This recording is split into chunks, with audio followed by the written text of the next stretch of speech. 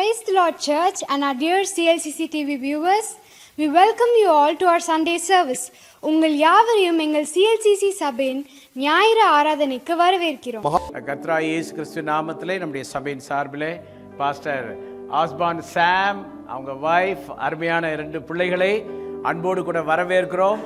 கர்த்தர் உங்களையும் உங்கள் குடும்பத்தையும் ஆசீர்வதிப்பாராக. எங்களுடைய அழைப்பிற்கு இணங்கி நீங்கள் வந்து எங்களோடு இந்த சேவை செய்கிறபடியினால் அதற்கேற்ற ஒரு ஸ்பெஷல் பிளஸ்ஸிங்கை தேவன் வைத்திருக்கிறார். கண்டிப்பாக ஆண்டவர் ஆசீர்வதிப்பாராக. இது உங்கள் நேரம். ஹல்லேலூயா. எங்களுடைய செய்தியினுடைய தலைப்பு, ஆண்டவர் கொடுத்த தலைப்பு அபைடிங், நிலைத்திருத்தல். யோவான் 15ஆம் அதிகாரம் வசனம் 4 - 7 வரை வேகமாய் நாம் வாசிக்க கேட்போம். யோவான் 15ஆம் அதிகாரம் வசனம் 4 - 7 வரை. என்னில் நிலைத்திருங்கள், என்னில் நிலைத்திருங்கள், நானும் உங்களில் நிலைத்திருப்பேன். நானும் உங்களில் நிலைத்திருப்பேன். கொடியானது திராட்சை செடியில் நிலைத்திராவிட்டால் அது தானாய் கனி கொடுக்க மாட்டாதது போல, நீங்களும் என்னில் நிலைத்திராவிட்டால் கனி கொடுக்க மாட்டீர்கள். நானே திராட்சை செடி, நீங்கள் கொடிகள். ஒருவன் என்னிலும் நான் அவனிலும் நிலைத்திருந்தால் அவன் மிகுந்த கனிகளை கொடுப்பான். என்னை அல்லாமல் உங்களால் ஒன்றும் செய்யக்கூடாது. ஒருவன் என்னில் நிலைத்திராவிட்டால் வெளியே எரியுண்ட கொடியை போல அவன் எரியுண்டு உலர்ந்து போவான். அப்படிப்பட்டவைகளை சேர்த்து அக்கினியிலே போடுகிறார்கள், அவைகள் எரிந்து போம். நீங்கள் என்னிலும் என் வார்த்தை உங்களிலும் நிலைத்திருந்தால் நீங்கள் கேட்டுக்கொள்வது எதுவோ அது உங்களுக்கு செய்யப்படும். அல்லேலூயா. சத்தமா ஒரு அல்லேலூயா சொல்லுங்க. உயிரோடு இருக்கிறவங்க மாத்திரம் கையை உயர்த்தி ஒரு அல்லேலூயா சொல்லுங்க. அல்லேலூயா. சர்ச்சுக்குள்ள இருக்கிறவங்க மாத்திரம் ஒரு அல்லேலூயா சொல்லுங்க. சிலர் சரீரம் மட்டும் இங்க இருக்கும், ஆவி எங்க போயிருக்கோம்? அமெரிக்கா போயிருக்கோம். உங்களை சொல்லல, பொதுவா சொல்றேன். நிலைத்திருங்கள், அபைடிங். இன்றைக்கு பாருங்க, ஜனங்க பிஸியா ஓடிட்டு இருக்கிறாங்க. பிஸி வேலை, ஃபங்க்ஷன். சிலர் பார்த்தீங்கன்னா ஊழியம். இன்றைக்கு ஆண்டவர் கனி கொடுக்கிறதை காட்டிலும் ஆண்டவர் நம்ம இடத்துல எதிர்பார்க்கிறது நிலைத்திருங்கள். ஆமென். மார்த்தாலே நீ அநேக காரியங்களை குறித்து நீ ரொம்ப கவலைப்பட்டு ரொம்ப கலக்கமா பிஸியா இருக்கிறமா. தேவையானது ஒன்றே, மரியாள் தன்னை விட்டு எடுபடாத. இன்றைக்கு கர்த்தர் நம்ம இடத்துல எதிர்பார்க்கிறது அவருடைய பிரசன்னத்தில் நிலைத்திருக்கணும், அவருடைய உறவில் நிலைத்திருக்கணும், அவருடைய வார்த்தையில நம்ம நிலைத்திருக்கணும். இன்றைக்கு ஓடிக்கொண்டே இருக்கிற இந்த பிஸியான உலகத்துல கர்த்தர் தேடும் இதயம் எது தெரியுமா? அவரோடு கூட அவருக்காக அவருடைய பாதத்தில் நிலைத்திருக்கிற ஒரு இதயத்தை கர்த்தர் தேடிக்கொண்டிருக்கிறார். அபைடிங், நிலைத்திருங்கள். அவரோடு கூட நிலைத்திருக்கும் பொழுதுதான் நம்முடைய வாழ்க்கை கனி கொடுக்கும். கனி கொடுக்கணும்னு நம்ம பிரயாசப்பட வேண்டிய அவசியமே இல்லை. ஆண்டவரோடு நம்ம சரியான உறவுல நிலைத்திருந்தால் ஆட்டோமேட்டிக்கா நம்முடைய வாழ்க்கை எப்படி இருக்கும்? கனி கொடுக்கும். அல்லேலூயா. ஆமென். இன்றைக்கு சில குறிப்புகள் எதெல்லாம் நிலைத்திருக்கணும், நிறைய குறிப்புகள் இருக்கிறது. ஒன்று, அபிஷேகத்தில் நிலைத்திரு. கர்த்தர் நமக்கு ஒரு அபிஷேகத்தை கொடுத்திருக்கிறார். அபிஷேகம் ரொம்ப ரொம்ப முக்கியம். பாருங்க, நான் அபிஷேகம் பெறறதுக்கு முன்னாடி பாட்டு எழுதியிருக்கிறேன், அபிஷேகம் பெற்ற பின்பதாக பாட்டு எழுதியிருக்கிறேன். ரெண்டுத்துக்கும் there is a different. அபிஷேகம் பெறறதுக்கு முன்னாடி எழுதின பாட்டு எனக்கே பிடிக்காது. எதனா ஒரு சினிமா பாட்டு மாதிரி இருக்கும், எல்லாம் பெர்க்மன்ஸ் அப்பா பாட்டு மாதிரி இருக்கும். ஆனால் அபிஷேகம் ஆண்டவனுக்கு கொடுத்த பிறகு கொடுத்த பாடல்கள் தேசங்களுக்கு ஆசீர்வாதமா இருக்கிறது. அப்போ அபிஷேகம் ரொம்ப ரொம்ப முக்கியம். ஆவியானுடைய வல்லமை ரொம்ப ரொம்ப முக்கியம். இன்றைக்கு கர்த்தர் நம்மளை பார்த்து சொல்றார், ஒருவேளை அபிஷேகத்தை இதுவரை பெறவில்லை என்றால், அதை பத்தி ஒரு நாலேஜ் இல்லைன்னா, கர்த்தர் சொல்றாரு, முதலாவது நீங்கள் அபிஷேகத்தை பெறுங்கள். அபிஷேகத்தை பெற்றவர்கள் இங்க இருக்கிறீங்க.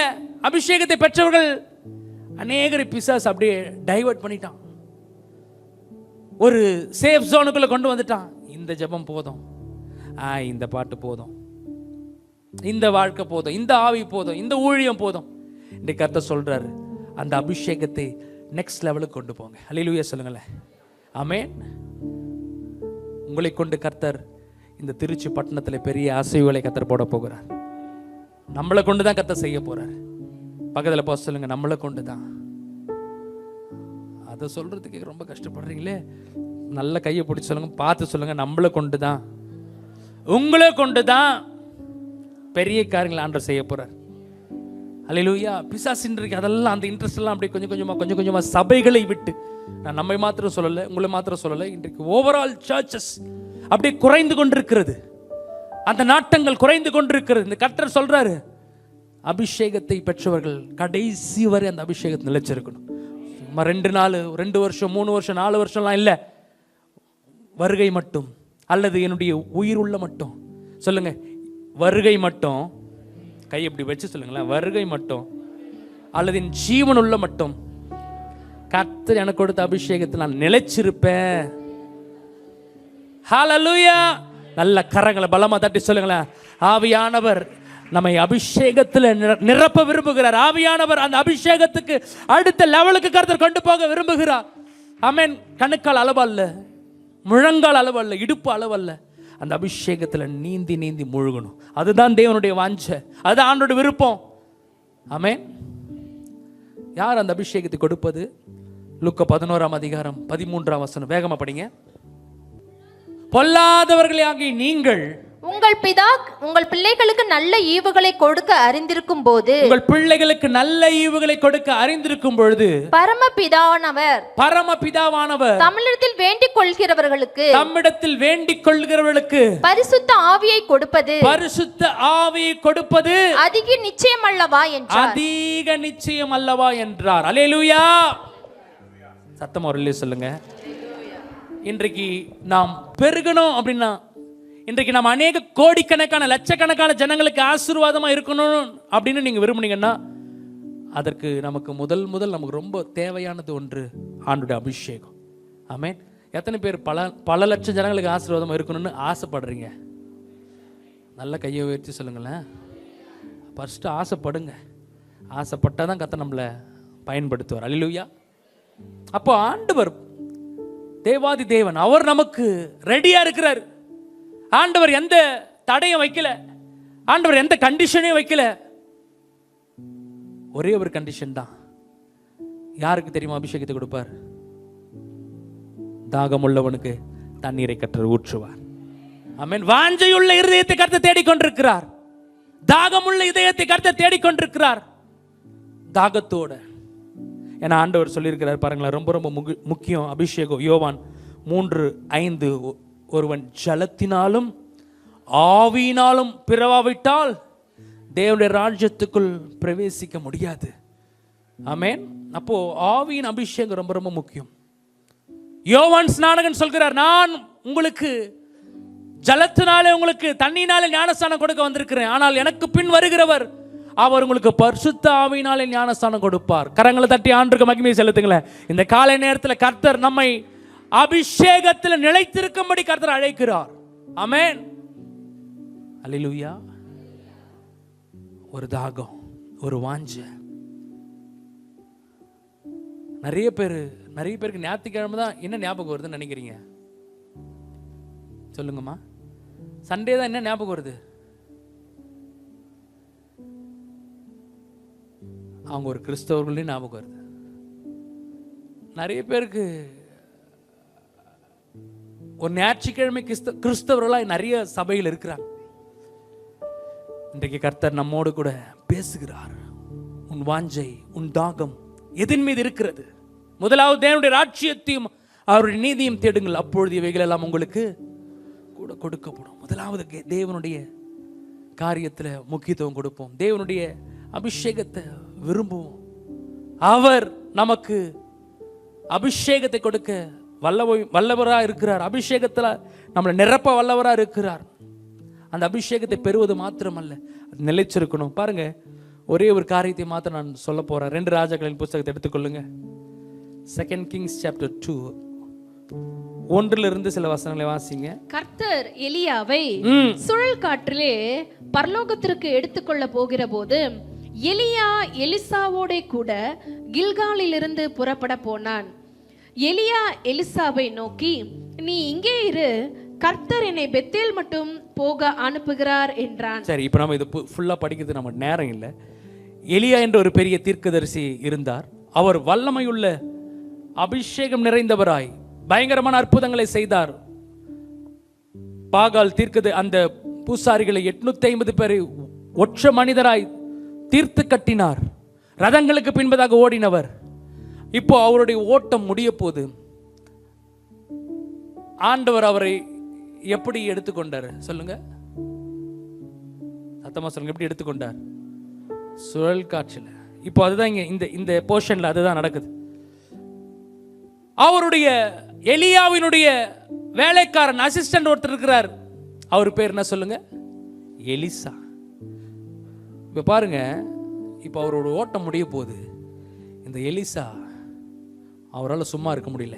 எப்படியாவது என் தலைவன் மேல போறதுக்குள்ள அவர் மேல இருக்கிற அந்த அபிஷேகம், வல்லமை, ஆவி, அக்கினி எனக்கு வந்தே ஆகணும். அந்த தாகமும் அந்த அபிஷேகமும். இந்த எலியாவிற்கு தூக்கம் வரல. பாருங்க, அவர் போறாரு, பெத்தேலுக்கு போறாரு.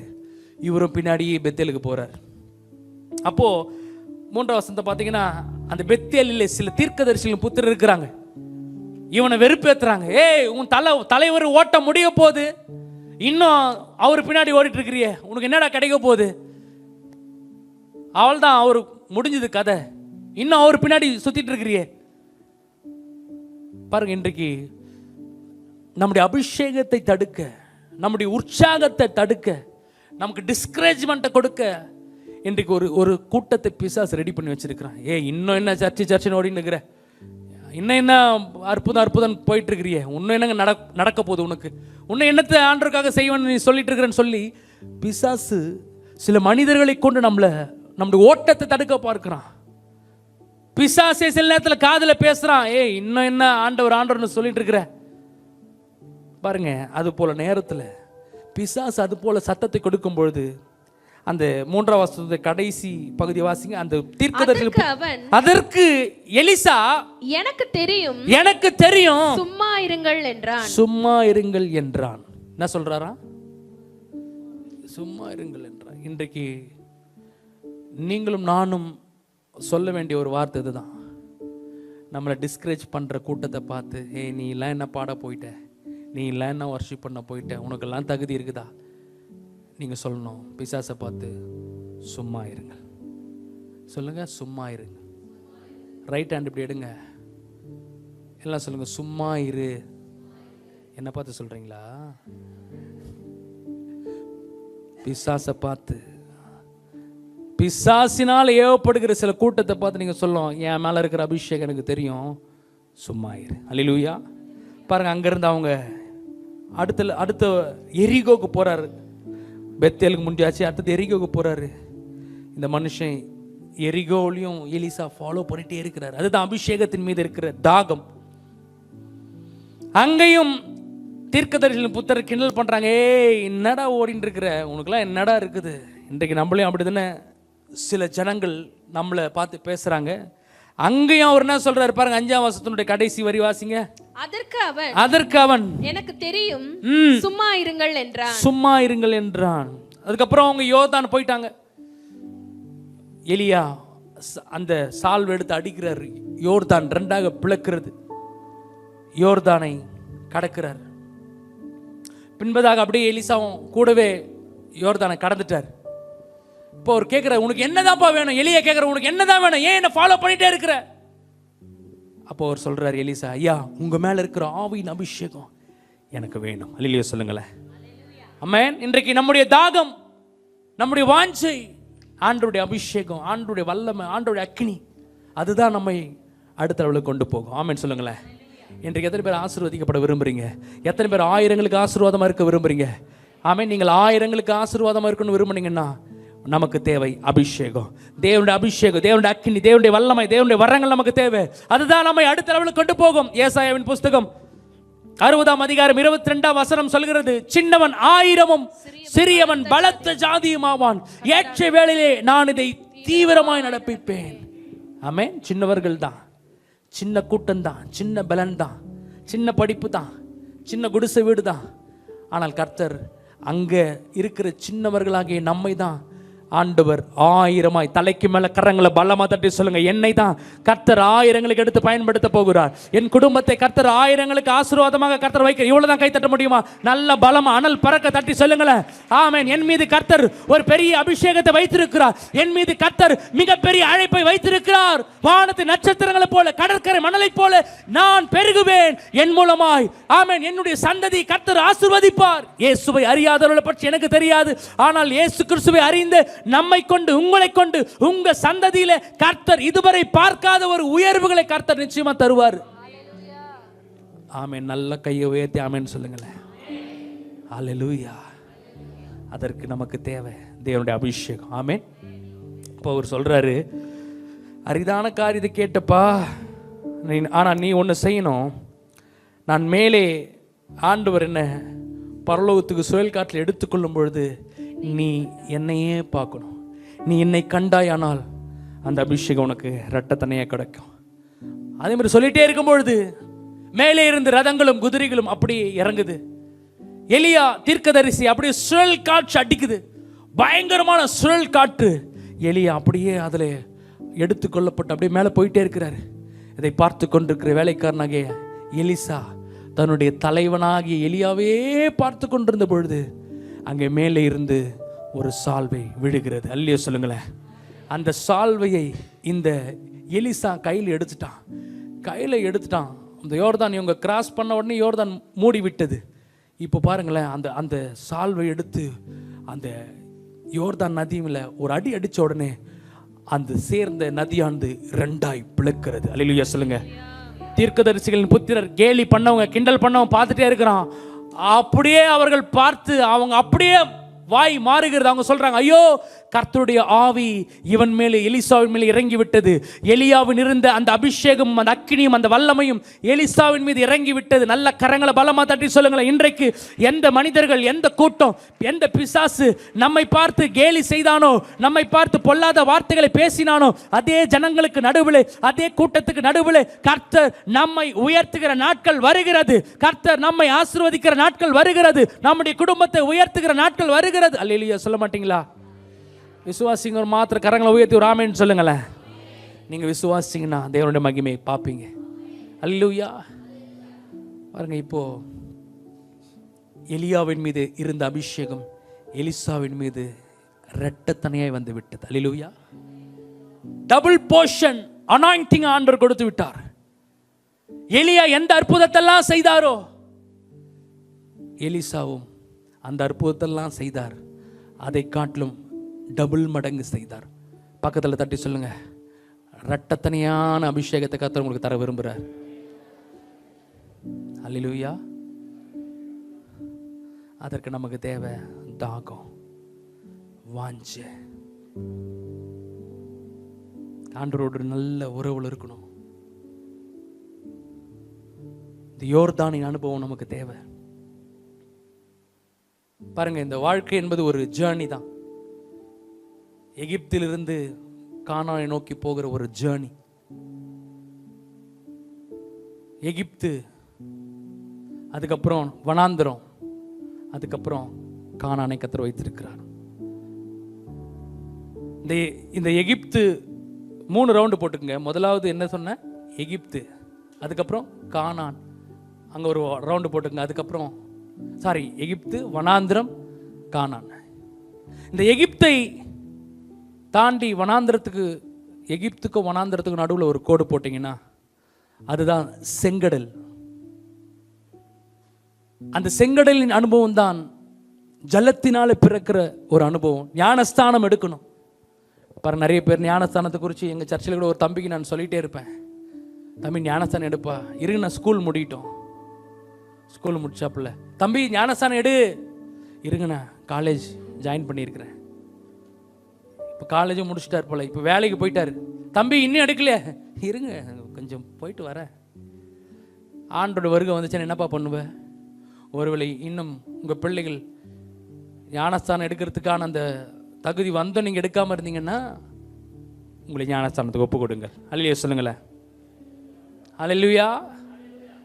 வனாந்திரம், எகிப்து, அதுக்கப்புறம் செங்கடல் இருக்குது. அந்த செங்கடலை தாண்டி ஞானஸ்தானம் எடுக்கும்பொழுது வனாந்திர பாதை வருகிறது. வனாந்திரத்துக்கும் கானானுக்கும் நடுவில் ஒரு கோடை போடுங்க. வனாந்திரத்துக்கும் நடுவில் அந்த கோடு அது எதை குறிக்குது என்றால் யோர்தானின் அனுபவம். முதலாவது என்ன அனுபவம் சொன்ன? செங்கடலின் அனுபவம். அது ஞானஸ்தானம், ஜலத்தில் பிறக்கிற அனுபவம். இது யோர்தானின் அனுபவம். இந்த யோர்தானின் அனுபவத்தை கடந்து போனாதான் ஆண்டவர் அளவில்லாத ஒரு பெருக்கத்தை கத்த தருவார். அல்லேலூயா. இந்த யோர்தானின் அனுபவம் தான் இது தெய்வத்தினுடைய அபிஷேகத்தின் அனுபவம். இந்த அபிஷேகத்தில் ஒரு மனிதன் நிறைந்தால்தான் அந்த மனுஷனை கர்த்தர் லட்சங்களுக்கு ஆசீர்வாதமாய் மாற்றுவார். அல்லேலூயா. என்னங்க பண்ணணும்? அந்த அபிஷேகத்துக்கு தாகத்தோடு இருக்கணுங்க. நான் நிறைய வருஷத்தில் நான் கேட்டுகிட்டே இருந்த ஆண்டவர் என்னை நிரப்புங்க, நிரப்புங்க, அபிஷேகத்தால் நிரப்புங்க. இந்த அந்நிய பாஷையெல்லாம் பேசுகிறாங்களே, இதெல்லாம் ஒருவேளை இதெல்லாம் சும்மா இவங்களே பேசுகிறாங்க போல. நான் சின்ன வயசில் அப்படி நினச்சிருக்கேன், ஏதோ சும்மா பேசுகிறாங்க போல இருக்கு. ஆனால் 11ஆம் வகுப்பு படிக்கும்பொழுது ஒரு யூத் மீட்டிங்கில் எங்கள் சர்ச்சிலேயே நான் இன்னும் தாகத்தோடு, வேற எதுவுமே பண்ணல, தாகத்தோடு கேட்டேன். என்னையும் அறியாமல் ஒரு அபிஷேகம் என்னை நிரப்பினது. அடுத்த ஒரு 20 மினிட்ஸ் நான் என்ன ஆன்னு எனக்கு தெரியல, நானாவே இல்லை. அப்படி புரண்டு கத்தி, எனக்கு எதுவுமே தெரியாது. எல்லாமே சுற்றி இருக்கிறவர்கள் சொன்னாங்க உனக்கு இப்படி நடந்துச்சு. ஆனால் ஏதோ ஒன்று நடந்தது மாதிரி எனக்கு ஃபீல் இருந்தது. பாவின் அபிஷேகம் என்னை நிரப்பினது. 11ஆவது படிக்கும்போது நிரப்பினாரு. அதோட போதுமா நிரம்பினா இல்லை, அந்த அபிஷேகத்தில் நிலைச்சிருக்கணும். அல்லேலூயா. அந்த அபிஷேகத்தை குலைப்பதற்கு பிசாசு நிறைய உலகத்தை காட்டுவான். இதை பாரு, சூப்பராக இருக்கு பாரு, இந்த இச்சையில் விழு, இந்த பாவத்தை செய். அதெல்லாம் நம்ம தாண்டி போயிட்டு ஆண்டவர் நமக்கு கொடுத்த அந்த இலக்குக்கு நேராக நம்ம ஓடிக்கொண்டே இருக்கும் பொழுது, அல்லேலூயா, பரம அழைப்பின் பந்தய பொருளுக்காய் லக்கை நோக்கி நாம் தொடர்ந்து ஓடிக்கொண்டே இருப்போமானால் கர்த்தர் நம் மீது வைத்திருக்கிற அபிஷேகத்தை 1000 கோடிக்கணக்கான ஜனங்களுக்கு ஆசீர்வாதமாய் அதை மாற்றுவார். ஆமென், ஆமென். யோர்தானின் அனுபவம், அது அபிஷேகத்தின் அனுபவம். பாருங்க, இப்போ இந்த எலிசா இரட்டத்தனியான அதிசயங்களை செய்தார். அது எலியா அதெல்லாம் செய்தாரோ அதை காட்டிலும் இரட்டத்தனியாய் எலியா 8 அற்புதங்களை செய்தார்னு வச்சுக்கோங்களேன். எலிசா எத்தனை அற்புதத்தை செஞ்சாரு? 16. கணக்குல சூப்பரா புலியா இருக்கிறீங்க. இப்போ இந்த எலிசாவுக்கு ஒரு வேலைக்காரர் இருந்தார். அவருடைய பேர் என்ன? வெரி குட், வேத அறிவு பெற்ற சபையா இருக்கிறீங்க. அந்த கேயாசி இந்த அபிஷேகத்தின் அளவு அப்படியே அதிகரிச்சிருந்தா எலியா 8, எலிசா 16, கேயாசி எத்தனை அற்புதங்களை செய்திருக்கணும்? 32 அற்புதங்களை செய்திருக்கணும். அவர்களை காட்டிலும் வல்லமையுள்ள ஒரு ஊழியத்தை நிறைவேற்றிருக்க வேண்டும். ஆனால் நிறைவேற்றினாரா? இல்லை. காரணம் என்ன? அபிஷேகத்தில் நிலைச்சு நிக்கல. அபிஷேகம் பெற்றாரா? பெற்றார், உண்மை. ஊழியக்காரர் கூட இருந்தாரா? உண்மை. ஆனால் அந்த அபிஷேகத்தை கடைசி வரை கேரி பண்ணி கொண்டு போகவில்லை. இன்றைக்கு அநேக பேர் ரட்சிக்கப்படுறோம், அபிஷேகம் பெறுறோம், ஐயாவோட ஊழியக்காரோட இணைந்து ஆரம்பத்தில் உற்சாகமாய் ஊழியம் செய்தவர்கள் அநேகம் பேர் இருக்கிறோம். கொடுத்தவர் உழைத்தோம், உடல் உழைப்பை கொடுத்தீங்க. சர்ச்சின்னு சில பேர் சர்ச்சிலே விழுந்து கிடந்திருந்தீங்க. அநேக வாலிபர்கள் ஆண்டவருக்காக வைராக்கியமா இருந்தோம். ஆனால் இப்பொழுது அந்த அபிஷேகத்தின் நிலை என்ன? அநேகரை காணவில்லை. அநேக பேருடைய அபிஷேகம் அப்படியே சோரம் போய்விட்டது. அநேக பேருடைய தாகம் தணிந்து விட்டது. இன்றைக்கு கர்த்தர் இந்த ஓய்வு நாளின் காலை நேரத்தில் நம்மை தட்டி எழுப்புகிறார். உன் மீது இருக்கிற அபிஷேகத்தை நான் பல லட்ச ஜனங்களுக்கு ஆசீர்வாதமாக இருக்கும்படி வைத்தேன். உன்னை கொண்டு அநேக திட்டங்களை வைத்திருக்கிறேன். உன்னை கொண்டு அநேக தீர்மானங்களை வைத்திருக்கிறேன். உங்க சந்ததியை கொண்டு கர்த்தர் அநேக திட்டங்களை வைத்திருக்கிறாருங்க. அல்லேலூயா சொல்லுங்களேன். டைவர்ட் ஆயிட்டாங்க, நிறைய பேர் டைவர்ட் ஆயிட்டாங்க.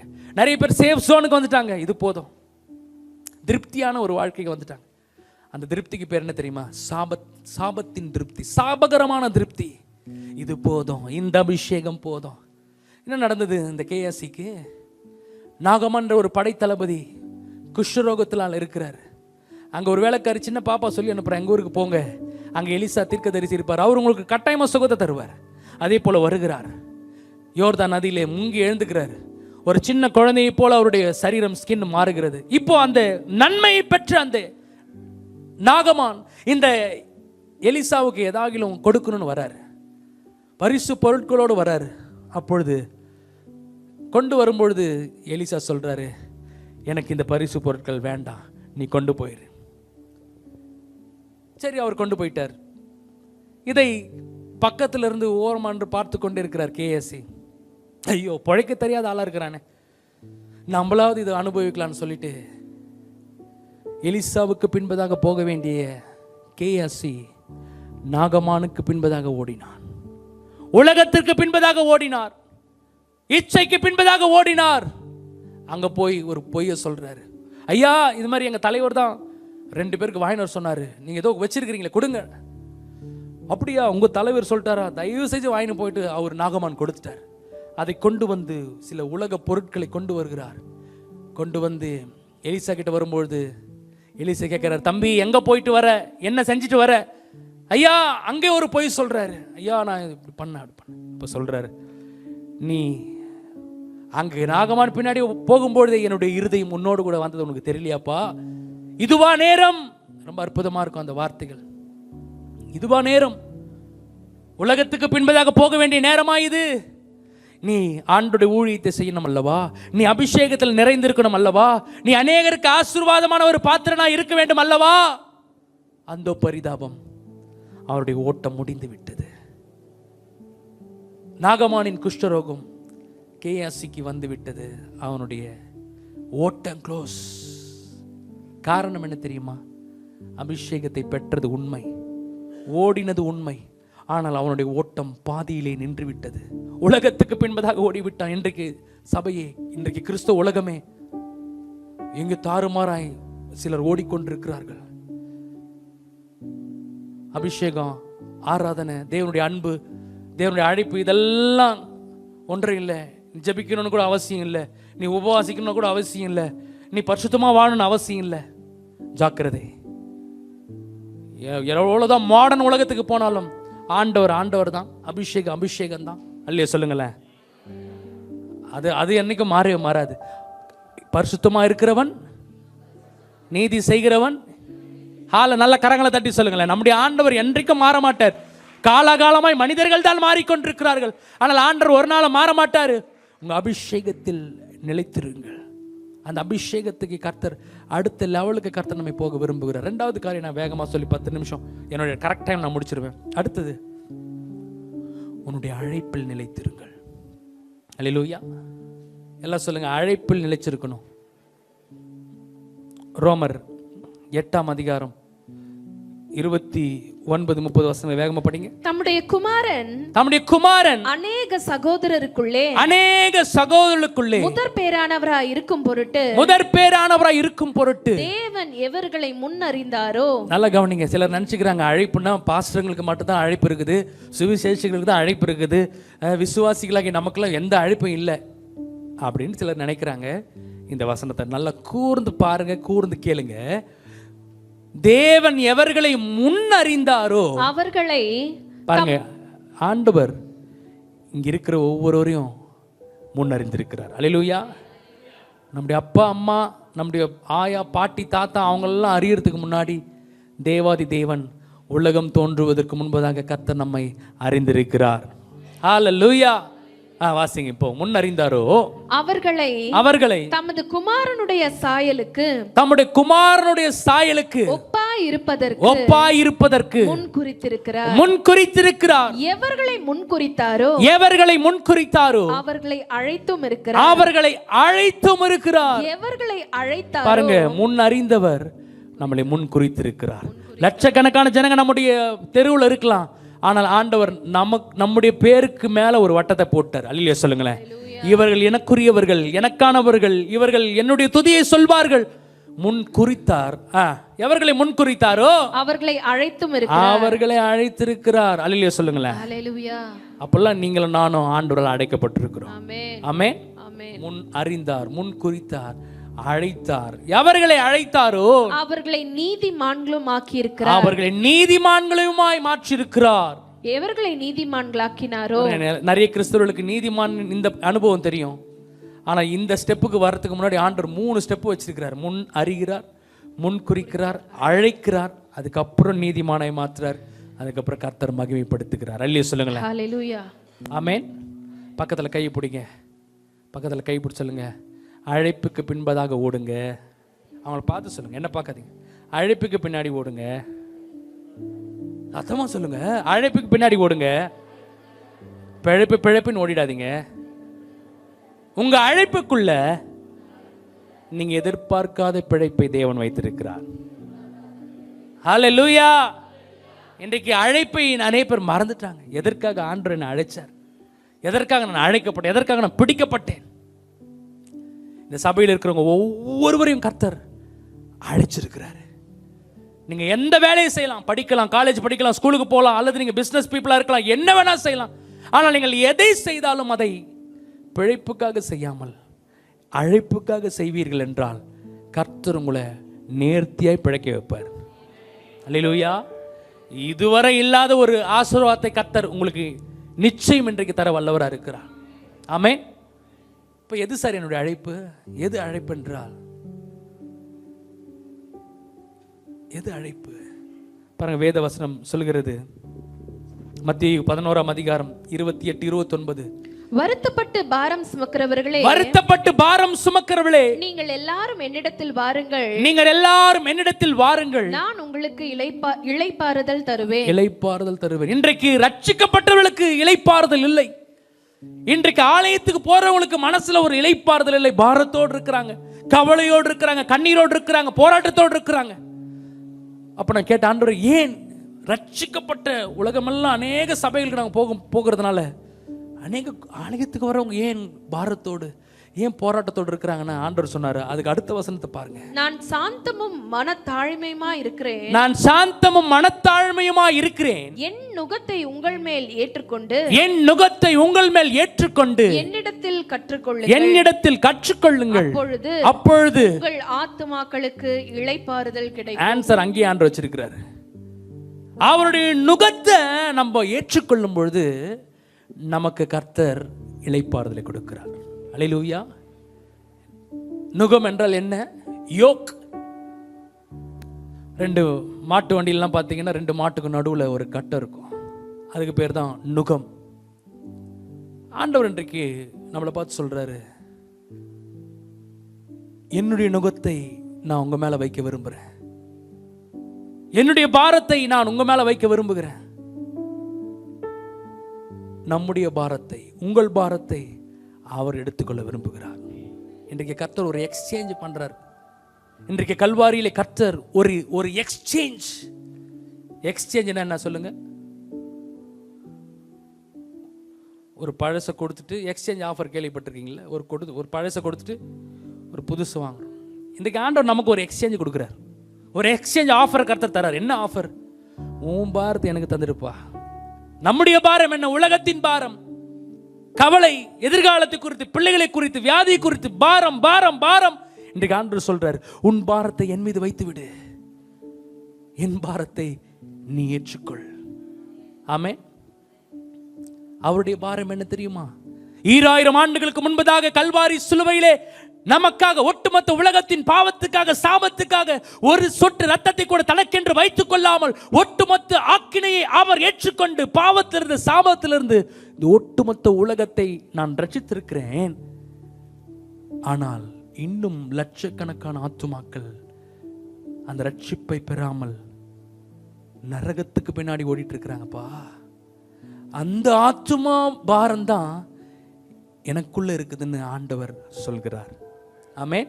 இன்றைக்கு ஆண்டவர் என்ன எக்ஸ்சேஞ்சுன்னா, அவருக்குள் இருக்கிற அந்த ஆத்தும பாரத்தை நம் மீது கர்த்தர் வைக்க விரும்புகிறார்.